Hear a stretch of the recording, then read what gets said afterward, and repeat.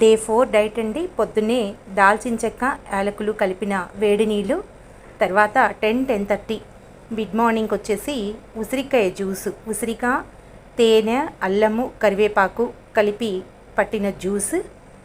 మధ్యాహ్నం భోజనంలోకి శనగపిండితో చేసిన అట్లు. ఇది శనగపిండి, కొద్దిగా ఉలవలు, టమాటా, పచ్చిమిర్చి ఇలా మనకు కావలసిన కూరలన్నీ ఇందులో వేసుకోవచ్చు. దీన్నే మనం బేసన్ చిల్లా అంటాము. దీనిలోకి కాంబినేషను పప్పుల పొడి, వేరుశనగ పప్పులతో చేసినటువంటి పొడి. ఇది మధ్యాహ్నం లంచ్లోకి. ఈవినింగ్ 4:30-5కి అప్పుడు ఈ 2 ఫ్రూట్స్ తీసుకుంటానన్నమాట. ఇదండి ఇవాల్టి నా డైట్. మధ్యలో నేను ఒక గ్లాస్ మజ్జిగ, అలాగే కొంచెం బ్లాక్ కాఫీ కూడా తీసుకుంటూ ఉంటాను.